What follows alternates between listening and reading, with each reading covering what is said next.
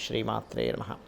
ప్రేక్షకులకి ఆ లలితాంబిక అమ్మవారి యొక్క అనుగ్రహం పరిపూర్ణంగా కలగాలని మనస్ఫూర్తిగా కోరుకుంటూ మనం ఈరోజు చెప్పుకోబోయేటువంటి టాపిక్ ఏమిటి అంటే, ప్రతి ప్రాణి కూడా ఈ భూమి మీద జన్మిస్తుంది అంటే పుణ్యకర్మ పాపకర్మ రెండు ఉంటాయి.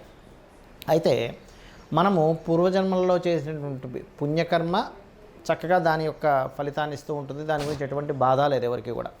కానీ పాపకర్మ అందరూ చేస్తారు. భూమి మీద పుట్టిన ప్రతి ప్రాణి అందరూ చేస్తారండి. వీళ్ళు చెయ్యరు అనేటువంటిది ఉండదు. కేవలం ఆ మహావిష్ణు అవతారాలకు తప్ప. మహావిష్ణువు కానీ అవతార రూపంలో వస్తుంటారు చూసారు. కొంతమంది సిద్ధులు కానివ్వండి, కొంతమంది యక్షులు కానివ్వండి, గంధర్వులు అంటే వీళ్ళందరూ కొన్నిసార్లు ఇప్పుడు మనకి అష్టవసువుల్లో అతను ఏదో చేశారని భూమి మీదకి వచ్చారు. అలా ఏంటంటే కొన్నిసార్లు వాళ్ళు కూడా భూమి మీదకి రావడం జరుగుతుంది. బట్ ఆ యొక్క భగవంతుడు రావడానికి మిగతా జీవకోటి మొత్తం ప్రాణి ఏదైతే ఉందో రావడానికి చాలా డిఫరెన్స్ ఉంటుంది. ఎందుకంటే పాప పుణ్య కర్మ అనుభవించడానికి భూమి మీదకి వస్తాడు.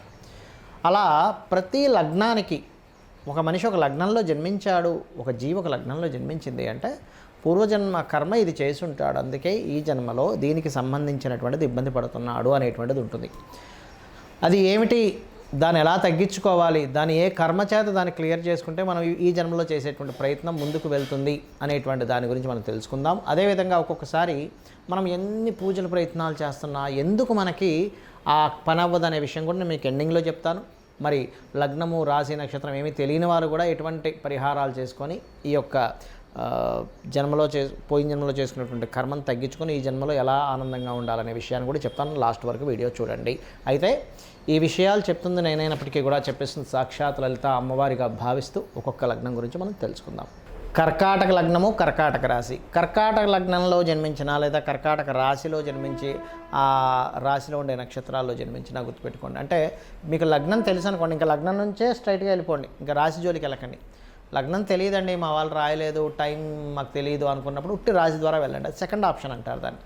మరి మీరు పూర్వజన్మల్లో ఎటువంటి కర్మ వల్ల ఇప్పుడు రాంగ్ డెసిషన్స్ తీసుకోవడము, బాధపడ్డము, ఇబ్బంది పడ్డము, కొన్ని లోపాలు ఏర్పడము ఎందుకు జరుగుతుందో చెప్తానండి మీకు. ఇక్కడ మిమ్మల్ని రూల్ చేసేటువంటిది కర్కాటకం వారికి శుక్రుడు బాగా రూల్ చేస్తాడు పూర్వజన్మల్ని. అంటే శుక్రుడు రూల్ చేసినప్పుడు ఏమవుతుంది, శుక్రుడు బాగున్నాడు అనుకోండి, ఎర్లీ స్టేజ్లో మీరు గృహం కట్టేసుకుంటారు 20 ఏళ్ళకే. ఎలాగా 20-22 ఏళ్ళకి నేను కట్టేసుకున్న వాళ్ళని చూసాను. శుక్రుడు బాగున్న వాళ్ళు కర్కాటకం వారు న్యాచురల్ ఫోర్త్ లాట్. సహజంగా కర్కాటకానికి ఉండేటువంటి లక్షణం ఏంటంటే అలర్ట్నెస్ ఉంటుంది, ఎమోషన్స్ ఉంటాయి, బాగా ఎక్స్ప్రెస్ చేయగలుగుతారు, ఎక్కువ తిరుగుతూ ఉంటారు, ఎక్కువ సంచరించేటువంటి యోగం ఉంటుంది. ఇది చంద్రుడు బాగుంటే. చంద్రుడు బాగోకపోతే మళ్ళీ మానసిక స్ట్రెస్ వస్తూ ఉంటుంది వాళ్ళకి. అయితే ఇక్కడ ఈ శుక్రుడు యొక్క పాత్ర చాలా ఎక్కువగా ఉంటుంది, గుర్తుపెట్టుకోండి. శుక్రుడు బాగున్నాడు ఇంకా మీకు పూర్వజన్మ కర్మ చాలా బాగుందని అర్థం. శుక్రుడు పాడైపోయాడు, అయిపోయింది. స్థలాలు కొనేటప్పుడు, గృహ నిర్మాణం చేసేటప్పుడు, వాహనం కొనుగోలు చేసేటప్పుడు చాలా జాగ్రత్తగా ఉండాలి. తల్లిగారి విషయంలో ఇప్పుడు శుక్రుడు బాగున్నాడు అనుకోండి, తల్లి ద్వారానే ఈ జాతకుడు లాభాలు పొందుతుంటాడు, గుర్తుపెట్టుకోండి. శుక్రుడు పాడయ్యాడు, తల్లి ద్వారానే నష్టాలు పొందుతుంటాడు. అదేంటండి, తల్లి ఎలా నష్టం చేస్తుంది, అదే పూర్వజన్మ కర్మ అంటే.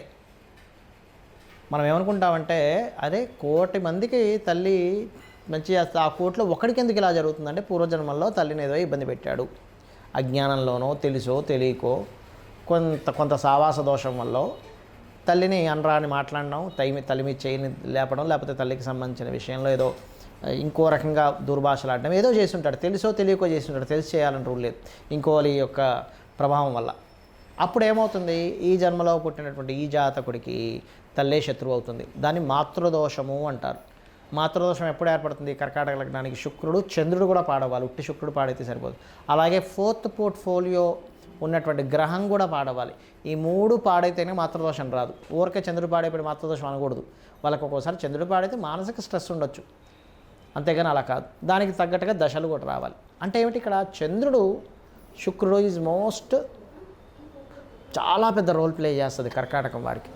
అలాంటప్పుడు చంద్రుడు పాడయ్యాడు, శుక్రుడు పాడయ్యాడు, మీరు తీసుకోవాల్సిన డెసిషన్ ఏమిటంటే లైఫ్లో వాహనాలు, గృహాలు, స్థలాలు మీ పేరు మీద ఉంచుకోకండి పాడైతే. ఎందుకంటే అవి ఆ కర్మ వాటి రూపంలోనే కనెక్ట్ అయ్యి వస్తాయి, గుర్తుపెట్టుకోండి.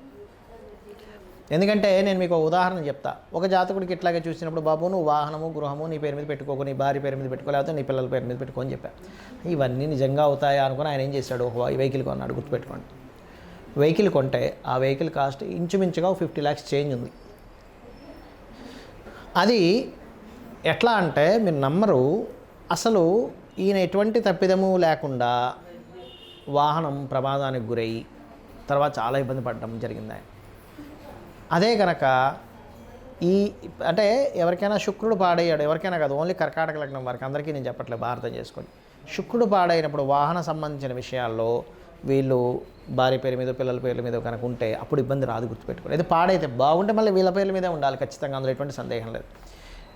ఒకటే గుర్తుపెట్టుకోండి, ఒక మనిషికి ఒక హెల్త్ బాగాలేదు, ఒక వస్తువు తింటే బాగోదు, అప్పుడు ఆ వస్తువు తింటామా దూరం పెడతామా? దూరం పెడతాం, అంతే కదా. అలాగే మీ పూర్వజన్మ కర్మలో చేసినటువంటి కర్మ ద్వారా మీకు ఈ కాంబినేషన్లో పుట్టారు, అప్పుడు దాన్ని దూరంగా పెట్టాలి. లేకపోతే దాన్నే పట్టుకున్నారు, దాని మీదే పెట్టుకున్నారు మనసంతా, దాని మీదే వర్క్ చేస్తున్నారు, దాన్నే ప్రాణంగా భావిస్తున్నారు, అది పూర్వజన్మలో ఉన్నటువంటి పాపకర్మ. మీరు దాన్నే భావిస్తుంటే అది ఎక్కడ తీసుకెళ్ళాలి అక్కడ తీసుకెళ్తుంది. కాబట్టి ఇది గుర్తుపెట్టుకోండి. మరి దీనికి పరిహారం ఏమిటి? కర్కాటకం వారికి సుబ్రహ్మణ్యేశ్వర స్వామి యొక్క ఆరాధన, హనుమాన్ ఆరాధన, లక్ష్మీ నరసింహస్వామి యొక్క ఆరాధన బ్రహ్మాండంగా పనిచేస్తుంది. దీంతోపాటు ప్రతి ఒక్కరు కూడా లలితా సహస్రనామాలు నిత్యం పఠనం చేయండి, దాని ద్వారా బాగుంటుంది. మరియు దీంతోపాటు బొబ్బర్లు ఎక్కువగా దానంగా ఇస్తూ ఉండండి. శుక్రగ్రహం దగ్గర కుజగ్రహం దగ్గర దీపారాధన చేయండి, అన్ని విధాలా బాగుంటుంది. చంద్రుడి దగ్గర కూడా చేయండి, మరింత బాగుంటుంది. చాలామంది నన్ను అడుగుతుంటారు ఏంటంటే, ఏమంటే నేను రోజు లలితా సహస్రనామాలు చదువుతున్నాను, రోజు గుడికి వెళ్తున్నాను, నేను కోరుకుంటున్నాను, నాకు అప్పులు పోవాలనుకుంటున్నాను, అయినా నాకు ఎందుకు పోవట్లేదని అడుగుతుంటారు. దీనికి మీకు సమాధానం చెప్తే మిగతా విషయాలు చెప్తాను. ఏమిటంటే, ఇప్పుడు మీరు బాగా అర్థం చేసుకోండి, మనం ఒక 100 విషయాలు ఉంటే 100కి 99 క్లియర్ అయిపోయి ఆ ఒక్క విషయం మాత్రం మన జీవితం మొత్తం భగవంతుని కోరుతున్నా ఇవ్వట్లేదంటే దాని అర్థం ఏమిటంటే, అమ్మవారికి మీకు దాన్ని అనుభవింపజేసి మీ యొక్క జీవితాన్ని మోక్షం ఇవ్వాలని దాని అర్థం అనమాట. అంటే ఎలా అంటే, చిన్న ఎగ్జాంపుల్ చెప్తాను చూడండి. ఒక పిల్లవాడు ఉన్నాడు, ఆ పిల్లవాడు చిన్నప్పుడు ఎల్కేజీ యూకేజీ స్టేజెస్లో ఉన్నప్పుడు నేను వెళ్ళను ఏడుస్తూ ఉంటారు పిల్లలు. అప్పుడు తల్లి ఏం చేస్తుంది? నువ్వు వెళ్ళనన్నా తీసుకెళ్తుంది.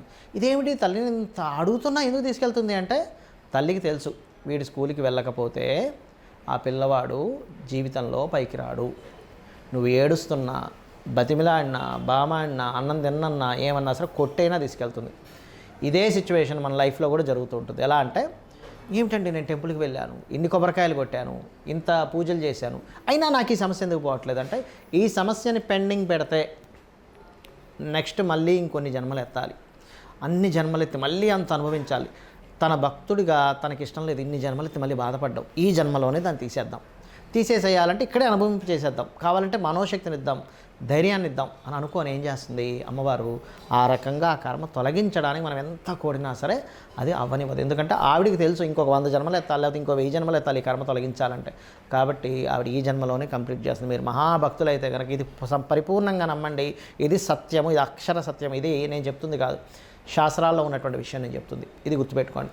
ఇక రెండో విషయం, మాకు నక్షత్రం తెలియదు, రాశి తెలియదు, లగ్నం తెలియదు, ఏమీ తెలియదు, నేనేం చేయాలి? ఒకటే గుర్తుపెట్టుకోండి, శాస్త్రంలో 3 రకాల పద్ధతులు ఉన్నాయి మన పూర్వజన్మ కర్మ తొలగించుకోవడానికి. ఒకటి సూర్య నమస్కారాలు. 100% మీకు సూర్య నమస్కారాలు చేసుకుంటే మీ లగ్నం ఏదైనా కానివ్వండి 100కి 100% అది క్లియర్ అవ్వవలసిందే. ఇక రెండవది లలితా సహస్రనామం యొక్క స్తోత్ర పఠనం మీరు చేయండి. 100కి 100% లలితా సహస్రనామాల స్తోత్ర పఠనం వల్ల 100కి 100% మీరు బయటపడగలుగుతారు. పూర్వజన్మ కర్మ దగ్ధమవుతుందంట. లలితా సహస్రనామాల్లోనే ఉంది ఈ విషయం. అందరూ చేయొచ్చు. చాలామందికి దీనికి సందేహం ఉంది, ఏమంటే నేను చేయొచ్చో చేయకూడదు, మేము ఫలానా దాంట్లో పుట్టాం దీంట్లో పుట్టాం, ఏం లేదు. అందరికీ అమ్మవారు ఒకటే, నామస్మరణ నామాలు అవన్నీ. కాకపోతే గురువు దగ్గర చక్కగా అవి నేర్చుకొని చేయండి, తప్పులు పలక్కండి. లలితా సహస్రనామాల్లో ఒకటి ఉంది ఏంటంటే, ఒక్క నామం 1000 నామాలు కదా, సహస్రనామాలు అంటారు, సహస్ర రహస్య నామాలు అంటారు. అంటే రహస్యంగా అందులో బోల్డ్ అంత శక్తి ఉంది, వేదమంత్రంకి ఉండేటువంటి శక్తి దాంట్లో ఉంది. ఆ ఒక్క నామానికి అంటే కేవలం శ్రీమాత్రే నమః అనుకున్నారు, మీ పూర్వజన్మలో ఎన్ని 100 జన్మలు చేసినటువంటి పాప ఫలితాన్ని, పాపముని కూడా అది దగ్ధం చేసి ఇంకేమైనా మిగిలిందా అని అడుగుతుందట. అంత గొప్ప శక్తివంతమైనటువంటి లలితా సహస్రనామాలు అదొకటి. అలాగే ఏదైనా మీకు దగ్గరలో ఆలయాలు క్షేత్రాలు ఉంటే అక్కడికి వెళ్ళి సేవ చేయండి. ఒళ్ళు వంచి అక్కడ ఏదైనా చెత్త ఉంది పడేసేస్తున్నారు, లేకపోతే అక్కడ ఏదైనా కొంతమంది సహాయం కావాలి, వాళ్ళకి ఏదైనా కావాలి, ఆ సేవ చేయండి.